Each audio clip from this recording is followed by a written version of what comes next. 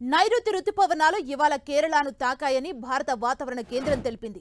లక్షద్వీప్, కేరళలోని కొన్ని ప్రాంతాలకు రుతుపవనాలు విస్తరించేందుకు పరిస్థితులు అనుకూలంగా ఉన్నాయని తెలిపింది.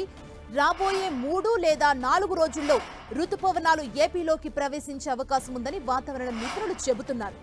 సాధారణంగా జూన్ 1కి అటూ ఇటుగా దేశంలోకి నైరుతి రుతుపవనాలు ప్రవేశిస్తాయి. వాస్తవానికి మే 31న రుతుపవనాలు కేరళను తాకుతాయని ఇప్పటికే వాతావరణ శాఖ అంచనా వేసింది. అయితే వాతావరణ శాఖ అంచనా వేసిన సమయం కన్నా ఒకరోజు ముందే రుతుపవనాలు కేరళను తాకాయి.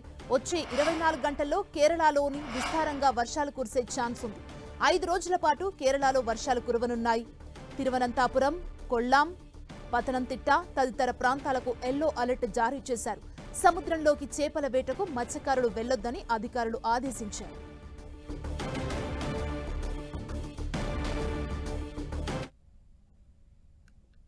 కేరళ తీరాన్ని నైరుతి రుతుపవనాలు తాకాయి. ఇదే అంశానికి సంబంధించి మరింత సమాచారం మా ప్రతినిధి గోపి అందిస్తారు. గోపి, కేరళ తీరాన్ని నైరుతి రుతుపవనాలు తాకాయి. ఇది కొంత ఊరట కలిగించే విషయం. దక్షిణాది రాష్ట్రాలలో హీట్ వేవ్ ఇకపై తగ్గుతుంది, విస్తారంగా వర్షాలు కురుస్తాయి. ఈసారి రికార్డు స్థాయిలో వర్షపాతం నమోదవుతుందని చెప్పి ఇప్పటికే వాతావరణ శాఖ అంచనా వేయడం జరిగింది.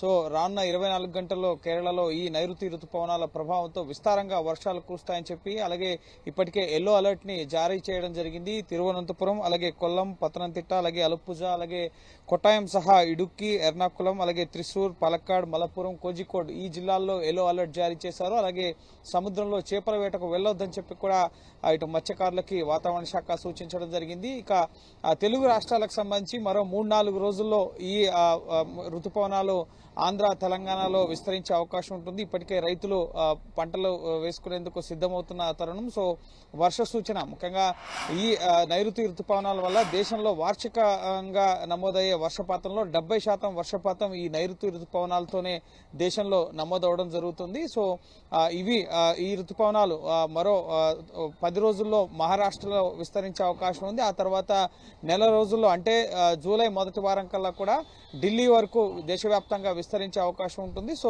జూన్ నుంచి సెప్టెంబర్ వరకు 4 నెలల పాటు విస్తారంగా దేశంలో ఈ నైరుతి రుతుపవనాల వల్ల వర్షపాతం అనేది నమోదవడం జరుగుతుంది. ఈసారి అంచనాకు మించి వర్షపాతం నమోదవుతుంది. సాధారణం కంటే ఎక్కువగానే వర్షపాతం ఉంటుందని చెప్పి ఇప్పటికే వాతావరణ శాఖ అంచనా వేయడం జరిగింది.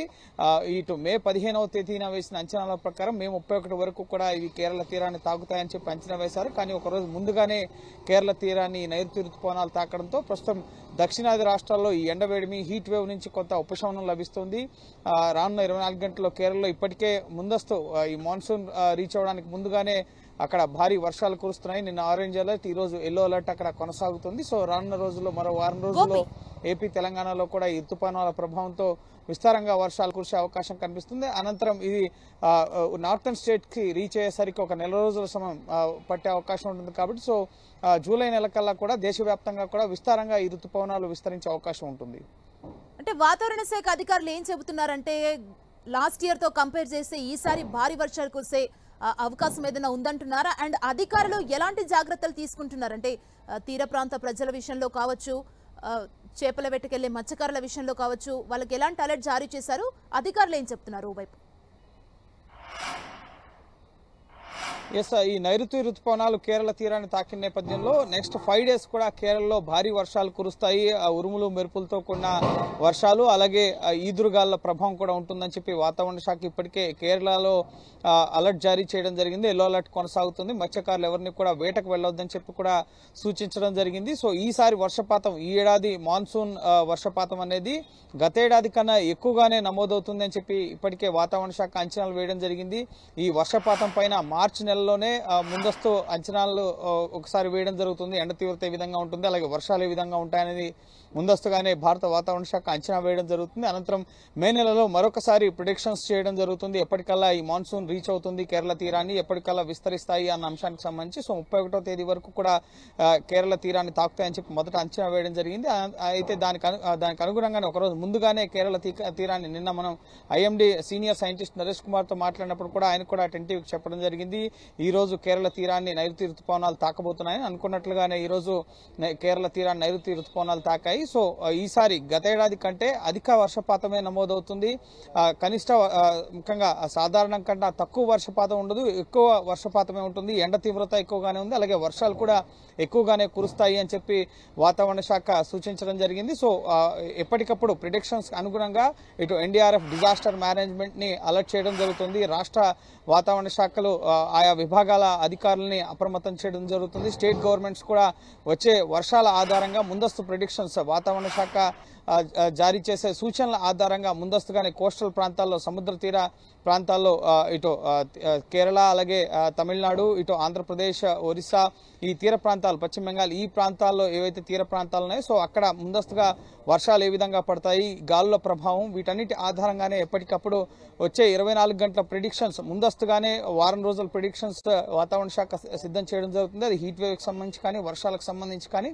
సో ఆ ప్రిడిక్షన్స్ ఆధారంగా ప్రభుత్వాలు చర్యలు తీసుకుంటూ ఉంటాయి. సో ఈసారి వర్షపాతం సాధారణం కంటే ఎక్కువగానే నమోదవుతుంది అని చెప్పి ముఖ్యంగా వాతావరణ శాఖ అంచనా వేయడం జరిగింది. సో అంచనాలు మారొచ్చు. సో కానీ ఎప్పటికప్పుడు వాళ్ళు ముందస్తు ప్రిడిక్షన్స్ కన్నా ఎక్కువగా కూడా వర్షపాతం నమోదయ్యే అవకాశం ఉంటుంది. కాబట్టి అధికారులు వాటికి అనుగుణంగా వచ్చే వాతావరణ పరిస్థితులకు అనుగుణంగా సన్నద్ధమవుతూ ఉంటారు. సో ప్రభుత్వాలు కూడా మాన్సూన్ సీజన్కు ముందు ముఖ్యంగా నాట్లు వేసుకోవడానికి సంబంధించి వర్షపాతం ఆధారంగా ఈసారి ఏ పంటలు వేసుకోవాలి అటువంటివి కూడా ఆయా రాష్ట్రాలకు సంబంధించిన వ్యవసాయ శాఖ రైతులకు సూచనలు చేయడం జరుగుతుంది. సో ప్రభుత్వం ఎప్పటికప్పుడు వాతావరణ పరిస్థితులకు సంబంధించి ఐఎండీ చేసే సూచనల ఆధారంగా ప్రభుత్వం కూడా అలర్ట్స్ ని జారీ చేస్తూ ఉంటుంది. సో ప్రస్తుతం అయితే నైరుతి రుతుపవనాలు మరో 24 గంటల ప్రభావం, ఈ రుతుపవనాల ప్రభావంతో కేరళలో రానున్న 5 రోజుల్లో విస్తారంగా వర్షాలు ఉంటాయి. అనంతరం మరో వారం రోజుల్లో ఏపీ, తెలంగాణలో కూడా ఈ రుతుపవనాల ప్రభావంతో విస్తారంగా వర్షాలు ఉంటాయి. అనంతరం 10 రోజుల తర్వాత మహారాష్ట్ర, కొంకణ్, అలాగే గుజరాత్ ఈ ప్రాంతాల్లో, ఆ తర్వాత 4 రోజులకి